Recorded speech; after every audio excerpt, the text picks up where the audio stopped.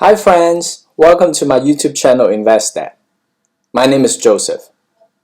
Today's topic is about AT&T stock, ticker symbol T, and whether it is a bargain or a value trap. We will also touch base on a few important HBOMax announcements. I'm putting the work in, so hopefully that will help you reduce your own research. Let's get started. After a long battle between Amazon and HBO owner AT&T, the two companies have finally came to an agreement that will allow Amazon Fire TV users to finally stream HBO Max.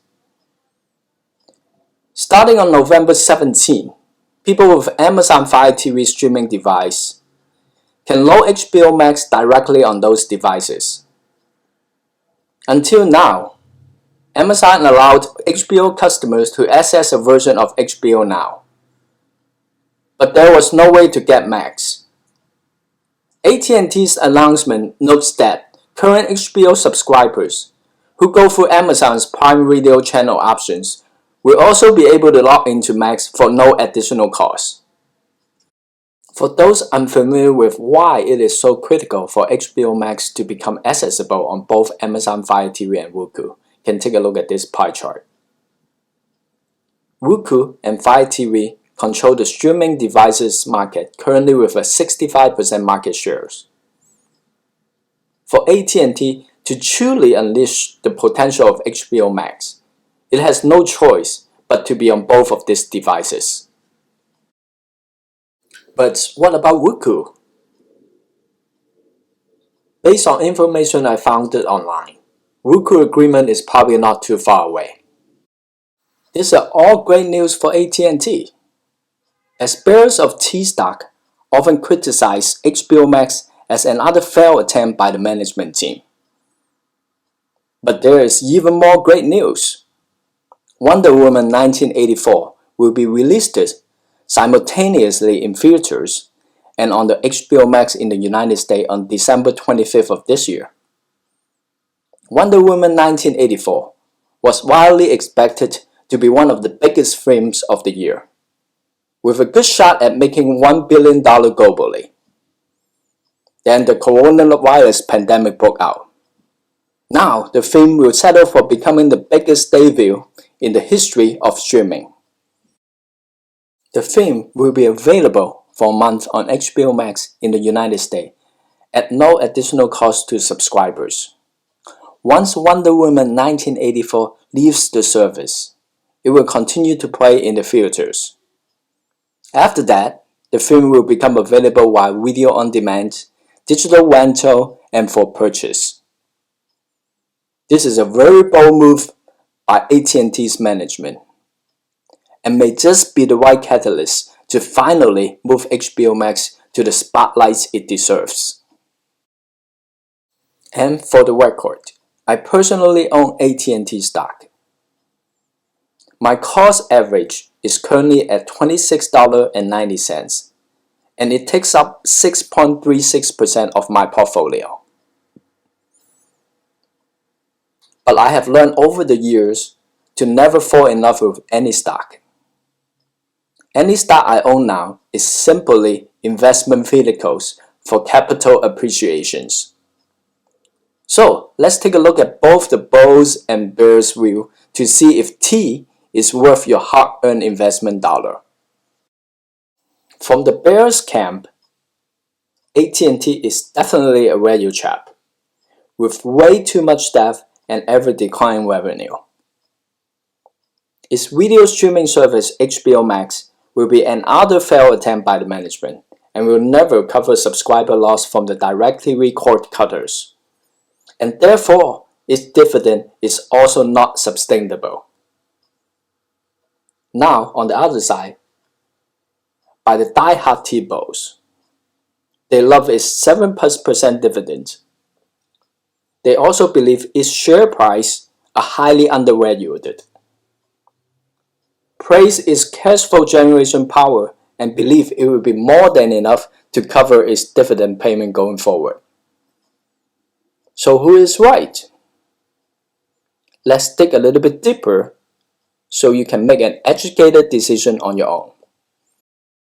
as we can see with its third quarter financial summary. Both T's revenues and earnings per shares are indeed trending down like the bears suggested. However, its free cash flow are for sure increasing and its capex spending under control, which are great news for T shareholders. So both the bulls and the bears have a point. Now let's compare its share price performance versus its competitors, Verizon, Comcast, and the broader SP 500 index. As you can see on this chart, AT&T's share prices has been way underperforming its competitors and the general market. With its share price in the gutter, is there still any hope? Does AT&T has any bright spots? It seems as its mobile payment subscribers has been holding up extremely well during the pandemic. And in the Q3 of 2020, it managed to actually add 645,000 new subscribers. So, they're grabbing market shares from its competitors. Another bright spot are in its fiber subscribers divisions. And it's definitely in an uptrend with 357,000 net adds. HBOMax is adding subscribers even without Fire TV and Roku. And the cord cutters seems to finally slow down. If you haven't already, please hit the like button, subscribe to the channel, and turn on the notification bell so you won't miss any upcoming videos in the future. Looking at this technical chart, 3 significant events have occurred within the last 5 years. Starting with the DirecTV acquisitions on June of 2015. Then the Time Warner acquisitions on June of 2018. And Elliott Management Hedge Fund take a $3.2 billion stake in the company. The market's reactions has been a roller coaster ride up to the present time. The current price is at its lowest point since 2010.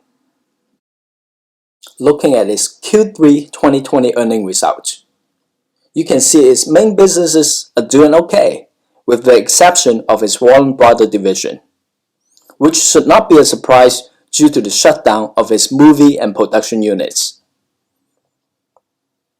But with the recent vaccine news, they should be able to turn themselves around eventually. Considering T's current share price is already sitting at its 9-year low, meaning most investors have given up on T. I believe the latest HBO moves may just be that much needed catalyst to revise its downtrend. What do you think? Please let me know in the comment sections below. If you have learned something useful with this video, please hit the like button, subscribe to the channel, and turn on the notification bell so you won't miss any upcoming video in the future. Thank you for watching and happy investing. Hope to see you soon. Goodbye.